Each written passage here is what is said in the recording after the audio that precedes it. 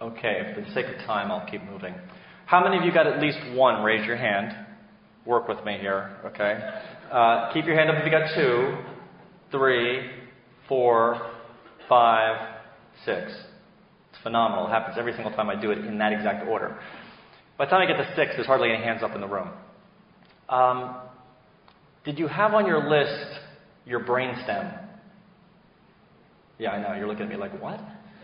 Did you have your left and right retinas? Did you have your left ventricle? You get where I'm going. You're thinking broad. You're thinking big. My family, my this, my that. How about some of the cells in your body? If you don't have them, you're dead. So I should have to back up an Office Max truck here, and they would have pads, and it would almost be infinite if you started to write down all the things that are truly invaluable in your life. And then start adding the people that you love. Maybe your spouse, maybe your children, maybe your brothers and sisters, mothers, fathers, friends. Why? It would go on forever almost. And yet, how do we react typically? Oh, today, the traffic getting over here. I wouldn't believe it. Oh, tomorrow I have to do this. Oh, this happened to me. The gratitude. We should be overwhelmed by gratitude. We should have a hard time functioning because we're so overwhelmed by it. And instead, we're caught up in what we don't have. We're caught up with the problems, what it should be, who should do that, who should do this. We're insane. We've got to catch ourselves. And here's a room of people that I am sure espouse gratitude and live it. But I'm trying to challenge us to think even deeper, to say, well, wait a second, am I truly as appreciative as I ought to be? Do I complain about anything? Because I got nothing to complain about. Nothing to complain about. Temperance. You have sobriety, abstinence, chastity. You have continence, humility, meekness, modesty. Let me just take humility. We all think that's a good thing, right? Humility. I always say, I am nothing, I know nothing, I have nothing. If I'm standing next to God, what am I bragging about? Nothing. Anything I have, He gave me. It's like Matthew 25:14-30, the parable of the talents. I've just been asked to be a good steward. I've been asked to double the talents I've been given. You've been asked to double the talents you've been given. You're stewards. So from a humility standpoint, we have nothing. We know nothing. We are nothing, in a sense. I'm kind of taking liberty there, but you get my point. Matter of fact, someday I'd like to write a book, How to Achieve Zero Self-Esteem. Because the understanding of self-esteem today is that I got to love me first. Well, you're out of luck here, boy. If I got to love me first, I'm never going to have enough for you. And actually, the problem typically with low self-esteem, the way to solve it, if that's what's been, in a sense, diagnosed, is to look outward and to love others. And by doing that and being less focused on myself, I have less and less issues and less problems that I'm concerned about that are affecting me.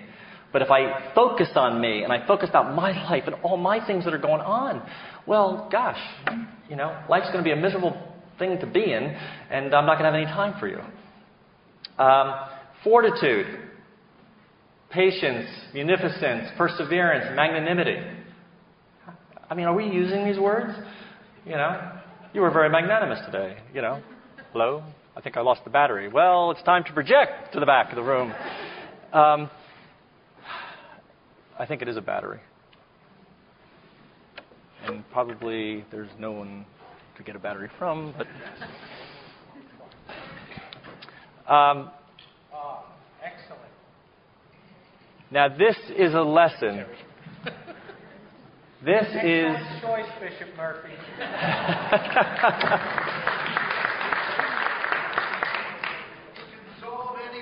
It's amazing. I knew there'd be miracles today. But back to magnanimity, we don't tend to use the language of virtue. We don't say magnanimous. And what is magnanimity? Magnanimity is basically I can accept human honors because I know where they come from through humility. I understand their source, ultimately. And that's why I can accept honors.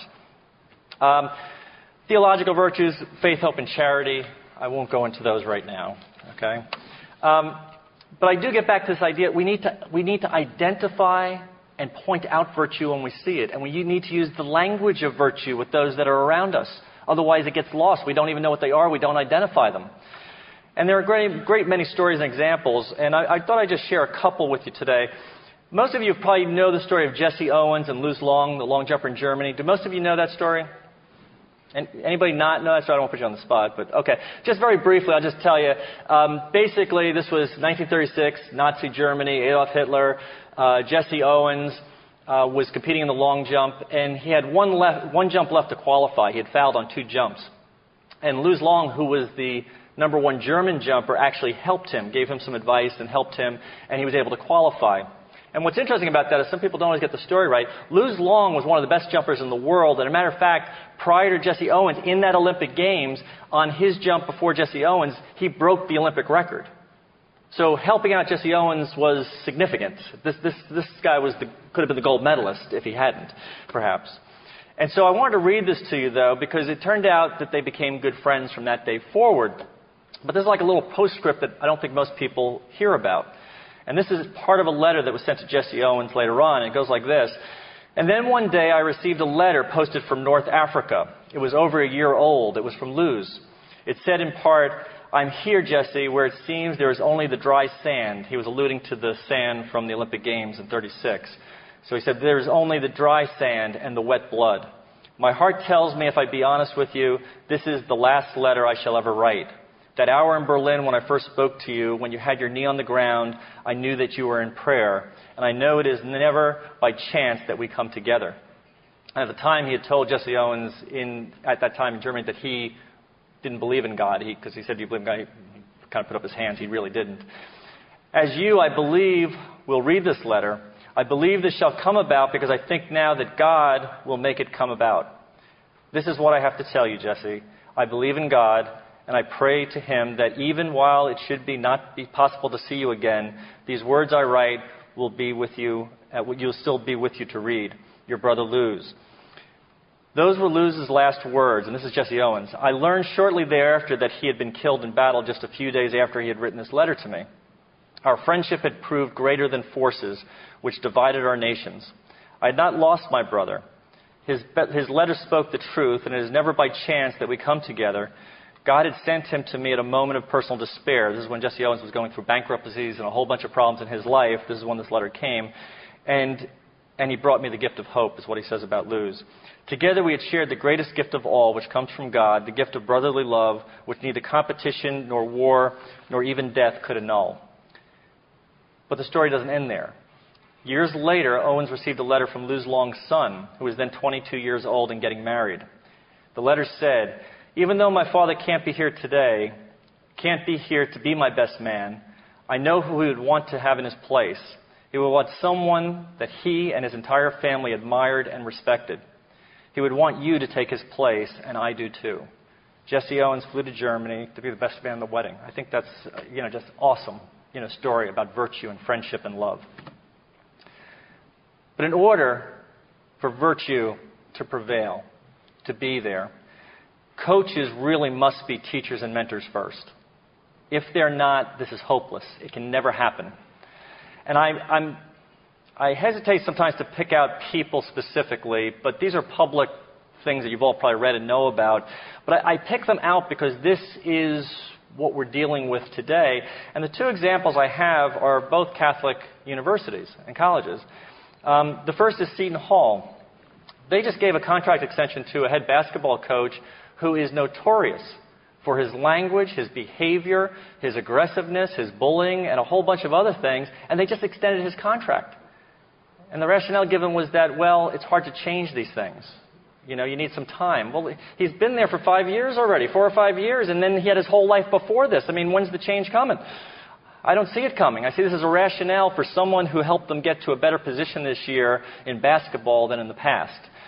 The other was, he's not there anymore, Charlie Weiss at Notre Dame. I mean, I was horrified when I saw that national program, and I have the F word coming out, every other word out of his lips. If I was the president of that college, I would have had him in my office that day. And if I didn't have a moral clause in his contract, then I should be fired. And I would have said, you will publicly go out right now on national TV and apologize for your actions, and you'll never do that again. And if you're not, then you're out of here. That is what we need to have happen. But that, unfortunately, is not what happens. And Plato even had something to say about this.